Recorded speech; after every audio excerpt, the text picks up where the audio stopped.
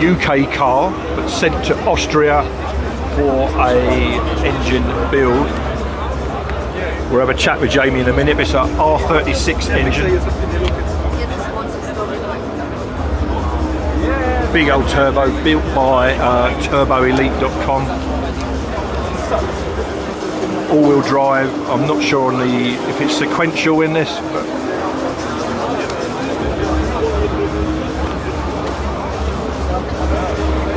Hey. So we've met up with Jamie from Officially Gas over here at Late Night right? in Germany. I think when you approached me, I was like, hang on, that's an English voice. You know what I mean? There's no English here. There's not a lot of English. I've got four people from Santa Pod have come over, or really? five, they're here. Cool. But you don't get any English. I think more will come once your videos start coming out. I think when they see what this place is about, it's actually the atmosphere and just, it's a different scene to what we kind of have in the UK, and I think a lot of people are going to want to come see this. It's different, isn't it? Yeah. You don't expect it from Germany. No, you don't. It's like VR heaven. If you're into VR6s, we are, man. I love their VR6 conversion. Yeah. Anyway, you got your car over from the UK. That's right. Shipped to Austria. That's right. Yep. Elite turbo tuning.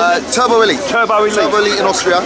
So we shipped it out about 6 months ago. Yeah. Just over 6 months ago, after being totally kind of hacked to death by a builder in the UK, which I won't mention any names. They had it for 3 years, or a person had it for 3 years. I won't go too much into it. Yeah, we don't want to know. So it was in such a state, I was like, I've had enough. Let's get it to some people that actually know what they're doing. Yeah. And that was Turbo Elite.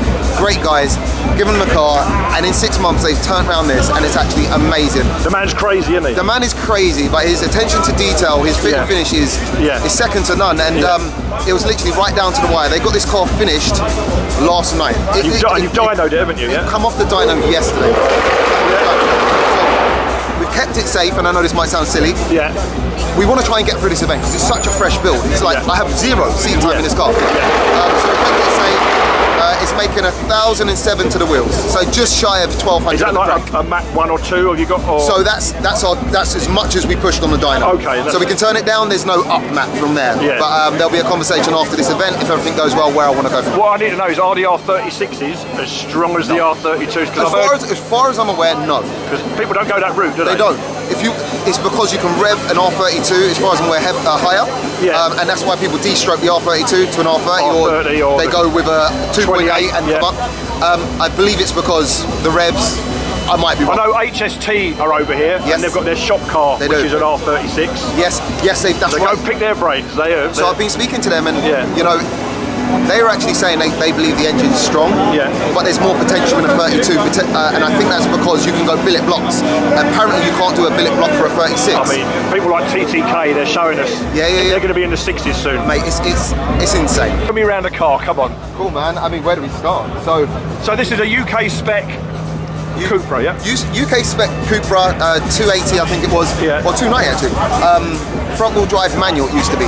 Right. 290, there you go. Okay, there you go. 290 brake, there, made it easy. This, I basically tuned up to 607 brake horsepower on the EA888 that comes with standard front wheel drive manual.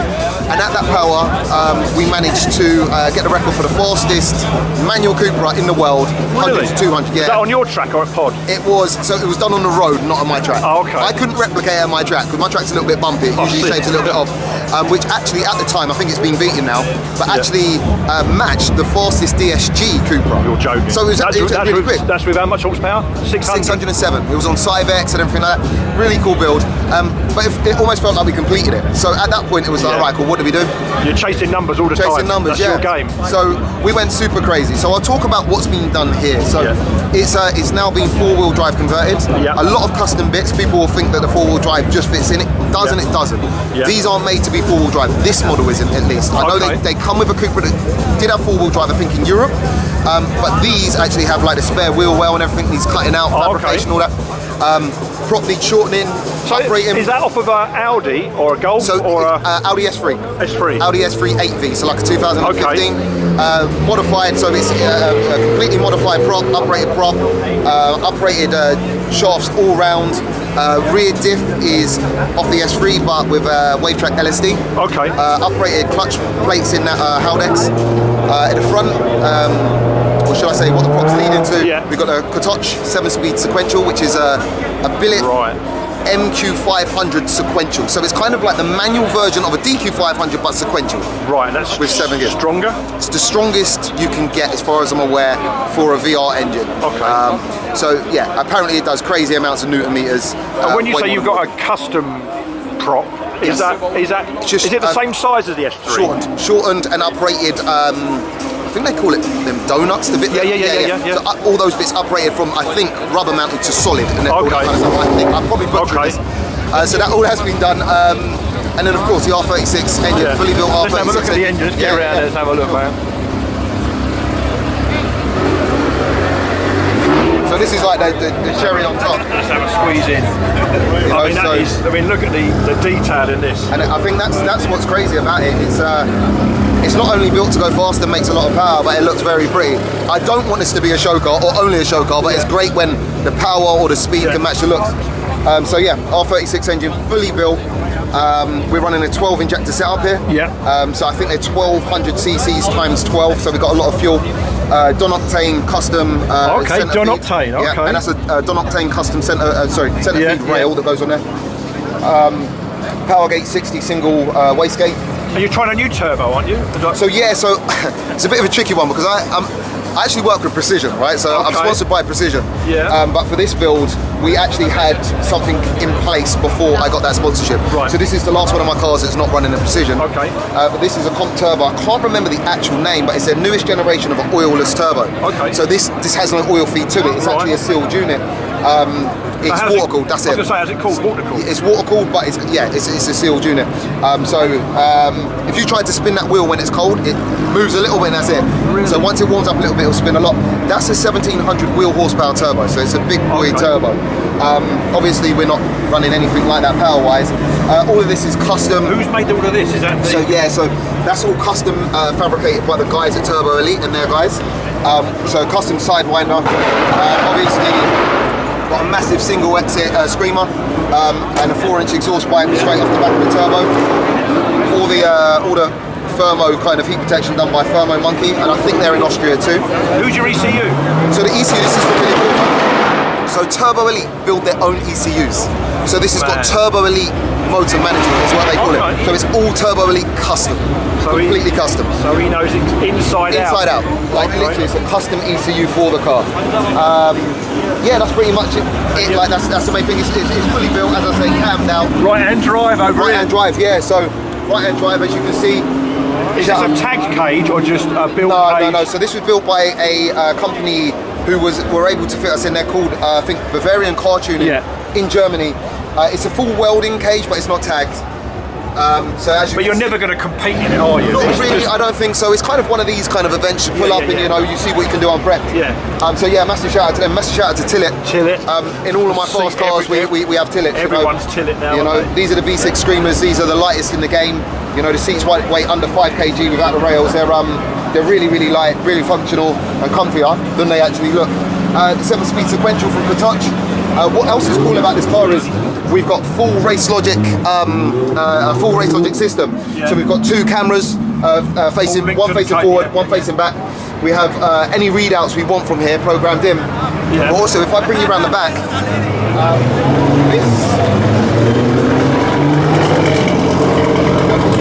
so we have our controller here, and this is actually integrated into our ECU. So the guys at Turbo Elite have integrated the whole race logic system into our ECU, so we can pull every bit of data and also use this for any configurations we need. So we've got both working together. And what we got? Crazy. 2 gallon? What's in there? So do you know what? I don't even know the size of that. 5 litre, so a gallon maybe. This is water methanol injection. We are not using it. You're not? We fitted it just in case, but we got a Wagner intercooler that is the biggest intercooler you've ever seen. God knows how it even fits under there. But the temps are good, so it doesn't need it. Mate, literally, I think it's getting cooler by the end of the pool. From the beginning, it's cooling down with just an intercooler. Yeah, which is crazy. So they're like, we don't need it. And you don't need any NOS to get the turbo to spool? Well, what's it like? I mean, have you driven it yet? No. Oh man. No, we're all going to find out. This better be a good end of the video. Exactly, you know what I mean? It'll next be just fucking upset, slumped over the car. But now let's see.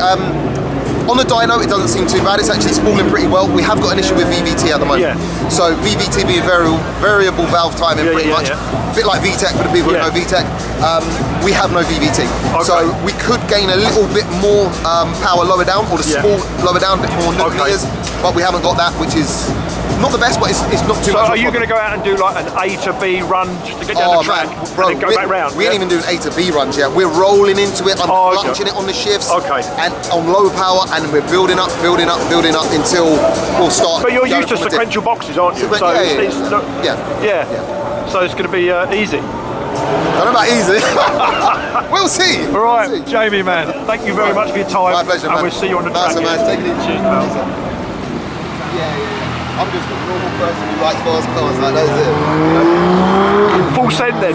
Look at this. But it's slippery for my shoes, let alone the front. These got tread on them. Did you see that one just go? No, they told me I was sitting in the car. HST. I mean, that's like that's 1,300 horsepower plus, I think. Mario. That's the guy who made your drive shafts. Yeah. And if you can't beat that one, there's no point in doing it, is there? No pressure then, no pressure. Mate, it is. It's getting slippery out here. I'm just going to be whooping. You just date the log, you know, aren't you? You're just going to date the log the first. That's all it is, yeah. Right, we're getting ready to race. Jamie's getting in his car.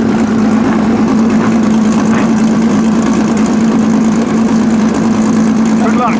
Thank you, bro. Just a test run. Yeah, very slow. Take it roll easy. into it. Clutch into it.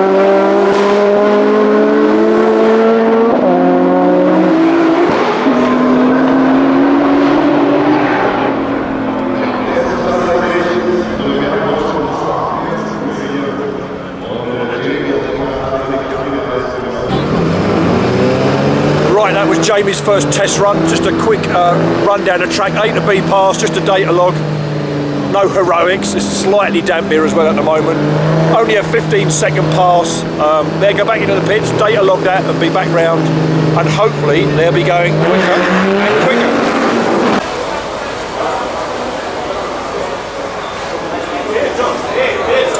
How was that run?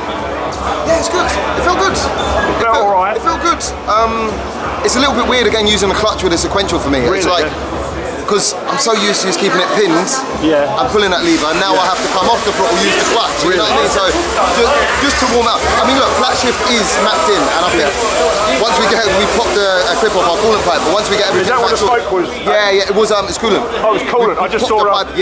Popped the pipe off the front. I didn't actually think it popped, but I thought I hit a puddle at the top. What's the track like though? Is it? Can you feel it? It's not too bad. I think it's more so like when it was a little bit dry when I went. Yeah. A little bit of movement, but I think it was more so the tyres that were doing it, because it's brand new tyres. I mean, look, again, we're not even running low PSI, and I know the lower you go, the more your car generally moves around. I can't complain. It would just be nice if I could focus on keeping my foot pinned and driving and just pulling that lever as opposed to kind of having to baby it. But I mean, look.